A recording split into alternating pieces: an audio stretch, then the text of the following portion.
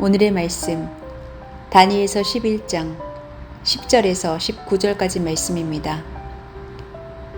북쪽 왕의 아들들이 전쟁을 준비하면서 많은 병력을 모을 것이다. 그들 가운데 하나가 물밀듯이 내려가서 남쪽 왕의 요새를 쳐부술 것이다. 남쪽 왕이 크게 격분하여 나아가서 북쪽 왕과 싸울 것이다. 이때 북쪽 왕이 많은 군대를 일으킬 것이나 그 큰 군대는 남쪽 왕의 손에 넘어가 포로가 될 것이다. 남쪽 왕이 그 큰 군대를 사로잡을 때에 그의 마음이 교만해져서 수많은 사람들을 쓰러뜨리고도 승리는 차지하지 못할 것이다. 북쪽 왕은 돌아가서 처음보다 더 많은 군대를 일으킬 것이며 몇 해가 지난 다음에 큰 군대와 장비를 이끌고 갈 것이다. 그때 많은 사람이 일어나서 남쪽 왕을 칠 것이다. 너희 백성 가운데서도 난폭한 사람들이 나서서 환상에서 본 대로 이루려고 하겠지만 그들은 실패할 것이다. 그때 북쪽 왕이 와서 흑언덕을 쌓고 요새와 된 성읍을 빼앗을 것이다. 남쪽 군대는 북쪽 군대를 당해낼 수 없을 것이다. 남쪽의 정예 부대도 북쪽 군대를 당해낼 힘이 없을 것이다. 북쪽 침략자들은 남쪽 사람들을 자기들의 뜻대로 억압할 것이나 아무도 그들을 당해내지 못할 것이다. 그들은 영광스러운 땅, 약속의 땅에 우뚝 설 것이며 그 땅을 완전히 장악할 것이다. 북쪽 왕은 자기 나라의 군사력을 이용하여 남쪽 왕과 화친할 것이며 남쪽 왕에게 딸을 주어 그 왕국을 멸망시키려고 할 것이다. 그러나 그 일은 이루어지지 않고 그에게 도움도 되지 못할 것이다.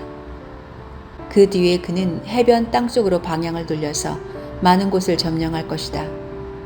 그러나 한 장군이 나타나 그를 꺾어버려서 그가 더 이상 행패를 부리지 못하게 하고 오히려 북쪽 왕이 부리던 행패가 자신에게로 되돌아가게 할 것이다.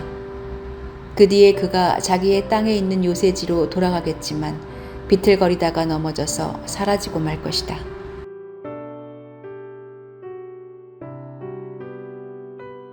당대의 대제국을 이루었다가 곧 몰락했던 나라들의 공통점은 왕의 교만이었습니다.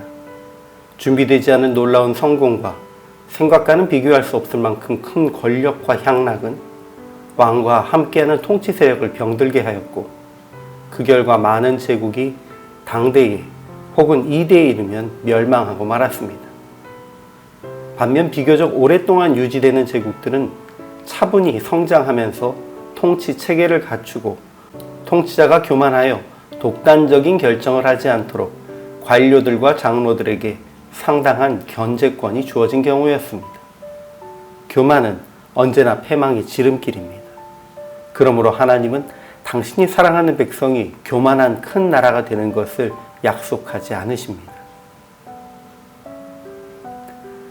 북방 왕의 아들들은 다시 전쟁을 준비하고 심히 많은 군대로 남방 왕의 견고한 성을 공격하지만 남방의 왕은 그들을 물리칩니다.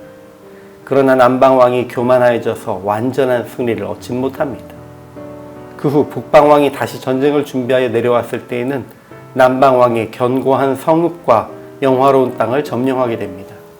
그러나 또 그가 교만하여 자기 마음대로 행하면서 결국은 남방왕을 멸망시키지도 못하고 바닷가에 많은 성읍을 점령하지만 이 또한 한 장군이 나타나 그를 물리치면서 멈추게 됩니다. 결국 북방왕은 자기 나라로 돌아가다가 죽음을 맞이할 것입니다. 이스라엘 북방, 바벨론, 페르시아, 수리아 지역을 근거로 하는 북방왕은 남방왕 이집트를 반복해서 공격합니다. 남방왕이 그 공격을 막아내지만 교만하여 완전한 승리로 이어지지 않았고 북방왕도 다시 공격해 이집트의 성읍들과 예루살렘을 점령하지만 자기 마음대로 행하는 교만으로 인해서 완전한 정복에는 실패합니다. 오히려 바닷가를 통해 나타난 한 장군으로 기록된 로마가 팔레스타인 지역에 항구로 진출하면서 북방왕은 정복을 포기하고 돌아가게 됩니다. 이때에 다니엘의 백성 이스라엘 자손들도 덩달아 전쟁에 참여했지만 그들이 원하는 바를 이루지 못할 것입니다.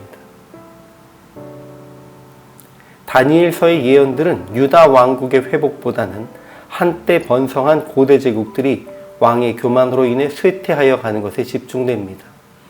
과거 이스라엘과 유다 왕국의 멸망도 교만과 반역 때문이었습니다. 그러므로 하나님은 이스라엘 백성의 귀환을 통해 약속의 첫 단계를 이루시지만 정치적 유다 왕국의 회복이 아닌 예수 그리스도를 통해 세워진 영원한 하늘나라로 당신의 약속을 완성하십니다. 우리는 하나님의 계획이 이스라엘을 교만한 세계 제국으로 만드시는 것이 아니었음을 기억해야 합니다. 그리고 정치, 경제적으로 큰 나라를 세우는 것이 아닌 주의 뜻을 따르는 정의로운 나라를 세워가는 일에 우리도 집중해야 합니다.